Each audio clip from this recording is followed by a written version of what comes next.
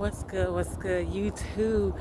It is your girl, Trisha, just checking back in with a quick Tuesday message. And today, I kept on hearing that we were going to have to lay down our own rights. And I was like, what? What does that mean? And to be honest, what I was studying was First Corinthians chapter 8. And in there, Paul, who used to be Saul, but Paul, he was talking to the newer Christians in Corinth, and he was letting them know, like, hey, we're all on different spectrums with our belief, with our knowing, with our understanding. And he was letting them know, like, some of us who are seasoned, and I had to look at myself because, to be honest with y'all, this walk, even though it started a long time ago with God, really did not take full effect in my life, in my spirit, till last year, to where I had to really understand where he was trying to lead me to, where he wanted me to go, and why he was leading me in the directions in which he was leading me, right? And when I was reading about Paul talking to the Christians and was letting them know that since we're all on different spectrums, we're going to have to be careful with how we're treating each other, how we're doing things, how we're moving, because some of the things that I may know may not be for the season that everyone is in, because their maturity level haven't reached that far. So in the season, he's like, be careful, because my ways can hinder someone. And I was like, what? He was like, yeah. So he was reminding me of, like, when I was having to clean up my act with drinking all the time, right? Well, I had to be mindful of the people I was around, the music I was listening to. I had to humble myself, because any of that could bring me back to normalizing the fact that it's okay, right?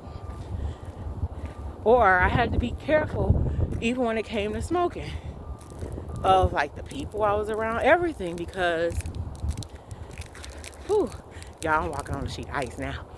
Like, the people I was around could help affect my thinking. And when he was having me isolate myself in different seasons, I was like, why am I doing this?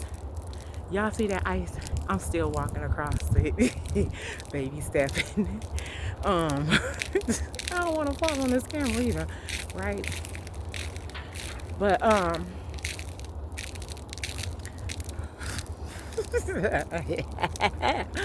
right. Whew, I was like, don't fall, girl, don't fall. But it was letting me know, like,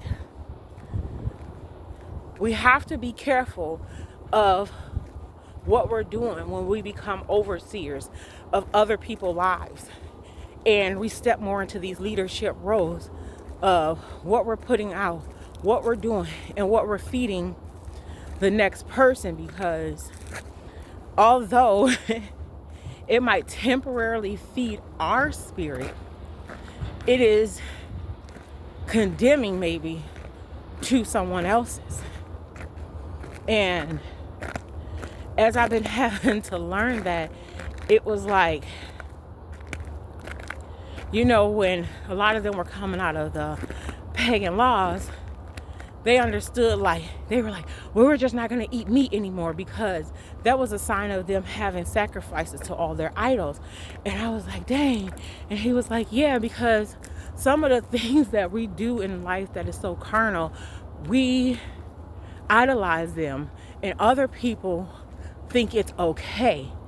And they're like, well, if the person who is leading this flock is seeing or doing this and it's okay, then it can't be that bad. Which, instead of us pulling people out of the world, we're actually keeping them there, which becomes a hindrance to what Jesus' intentions was when he died on the cross for us. And I was like, wow. So in this season, when he's like, we're laying down our rights, we're laying down our rights for the greater good of helping our brothers and sisters. I often speak about each one teach one and how this is that season. Well, with each one teach one comes that method of you showing them that yes, it's hard. And for anybody who knew me, y'all know this has not been easy. This transition, no, nothing has been easy. And I was like, why am I fighting for everything? Like, why are we fighting about things that you know is yours? And in this season, we're fighting because the strongholds that is over everything that is belonging to you don't want you to have it.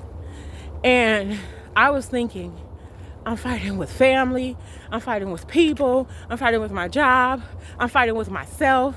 And I was like, why is all of this fighting? And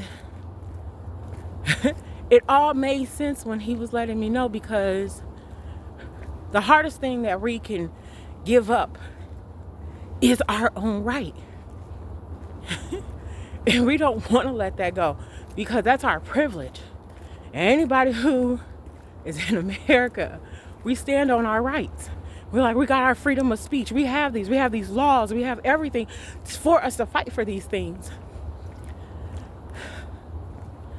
Except for when we're doing that, we lose love, we lose unity, partnership, and reliance, because we're not willing to give up our rights for the greater good. Now, I'm not saying that everything in this world we need to give up on. What I'm saying is, until we all learn how to walk in love without being intimidated, without us thinking somebody else is trying to do us better than we can do us, because, to be honest, that's a form of trauma that you have not healed from. When you're thinking someone's trying to do you better than you, when no one can. But life has a funny way for people to really, really see their own mirror. Sometimes it's best to go back and listen to the things that come out of your own mouth and analyze it from a behavioral health perspective. And the only reason I say that is because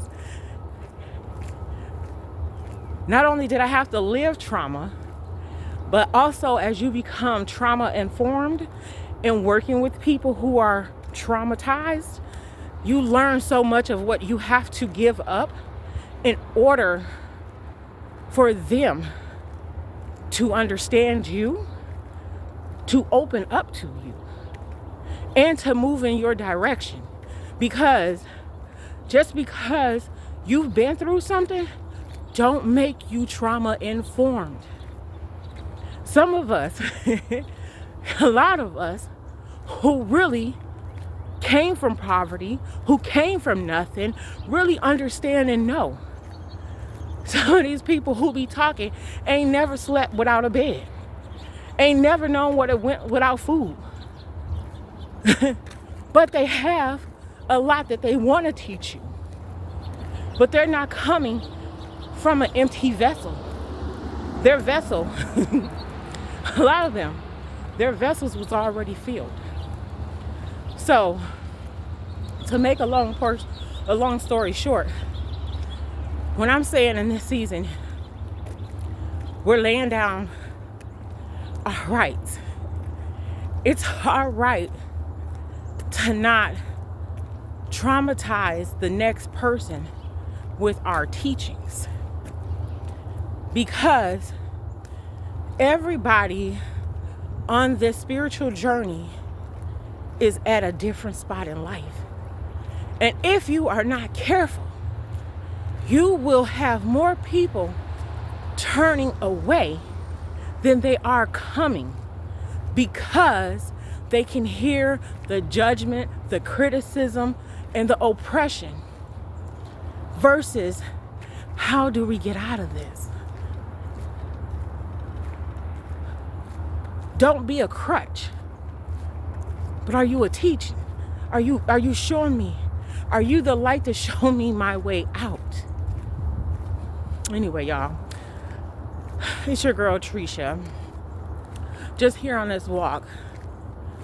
And when I kept on hearing, this is a season to lay down your rights. This is a season to lay down your old way of thinking. This is a season where a lot of us is popping out of shadows and learning what the next stage of life is. For some of us, we understand that we became overseers of a flock, no matter if it's small or big, and the people who are you leading and who's following you, you have to show up in a way that is actually leading them back to God and to righteousness, but doing so with a open heart and an open mind. Oh my gosh, you guys, it is so much ice today. Like, I don't even think I broke a sweat today, because I'm like baby stepping along the way. Guess this is baby step day, but gosh, almost like I got to stop to finish, right? But anyway, again, you guys, we stay in each one teach one season, and right now you are being called to understand what rights of yours are you giving up in order to pull people to the next level in life. And sometimes it might be something that is easy for one, but hard for you to give up in order to help. And if you don't know what that is, the only person who I can tell you to go sit with is self, and let your spirit open up, because sometimes we like to move out of our flesh, because when you're feeling attacked, when you're not really sure what defense mechanism to use, you go into flesh. You don't no longer operate in the spirit, because the spirit will tell you to calm down and learn unity and love and turn a cheek. And so much of us are still telling people that if we get mad, we're about this life, when that's true. We can be, and we are, but at the end of the day, when we step into our flesh, because someone else is in their flesh, are we really changing anything? It's a question to ask yourself. And in this season, when I'm realizing the season is changing again, and this is like a season where everything that was laying dormant, everything that looked dead, is about to spring forth and have new life, new resurrection. And with that, it's like, what was dead in you? What is God trying to resurrect in you? What is he teaching with you? Because all of us have an assignment, a mission, a disruption into this world, to the society. And it's like, if you don't fulfill it, it won't be done. And I often had to laugh when I was like,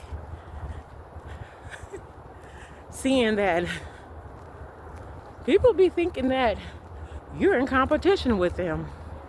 And I'm hoping that each and every one of y'all know the only person that you're in competition with is yourself, to be better than the person you were yesterday. So for myself, I am about to do my own 30 days of being intentional about what I want to push out in this season. So that comes with, maybe you're not being able to watch YouTube, you just posting, or you're not watching the television or doing certain things over this next 30 days so that you can build this closer relationship, or you understanding more about what rights in the season you're trying to give up to complete what the mission God has for you. And it's not always going to be easy, which I can tell you, but it's a start. Again, it's your girl Trisha. This is Each One Teach One season. If you see your brother and sister crown tipping, help them fix it. Until next time.